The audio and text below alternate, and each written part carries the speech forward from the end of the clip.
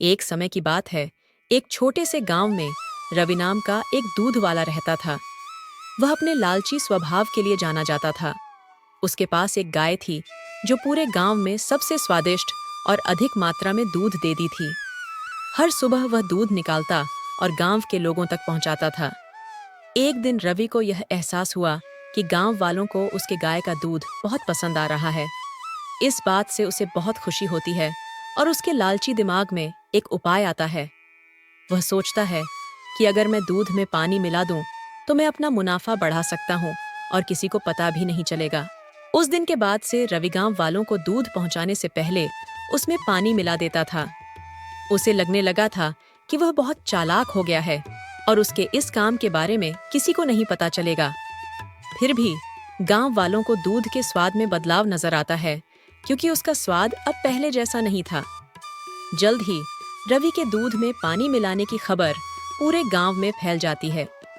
लोग शिकायत करने लगते हैं और उसके दूध का बहिष्कार करते हैं।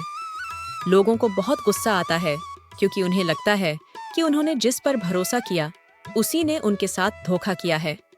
रवि के गलत काम की वजह से उसका धंधा नीचे गिरने लगता है।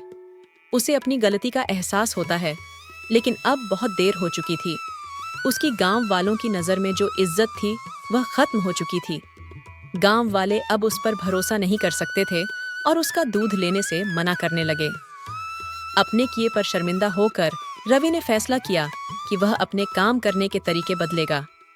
उसने कसम खा ली कि वह एक ईमानदार व्यापारी बनेगा और गांव वालों का भरोसा वापस जीतेगा। रवि ने फिर से गांव वालों को शुद्ध और बिना मिलावट के दूध देना शुरू कर दिया। धीरे धीरे गांव वालों को रवि के काम करने के तरीके में बदलाव नजर आया और उसकी तारीफ करने लगे। उन्होंने उसे माफ कर दिया और फिर से उससे दूध लेना शुरू कर दिया। रवि ने ईमानदारी के महत्व और लालच के परिणामों के बारे में एक जरूरी सबक सीखा। उस दिन के बाद से रवि एक ईमानदार दूध वाले के नाम से जाना जाने लगा। उसे उसकी खोई हुई इज्जत और गांव वालों का भरोसा वापस मिल गया। उसका धंधा फिर से चलने लगा। उसे समझ आ गया कि असली सफलता ईमानदार होने और ईमानदारी से दूसरों की सेवा करने से आती है। लालच से अस्थायी लाभ हो सकता है, लेकिन यह अंततः भरोसे को खत्म कर देता है।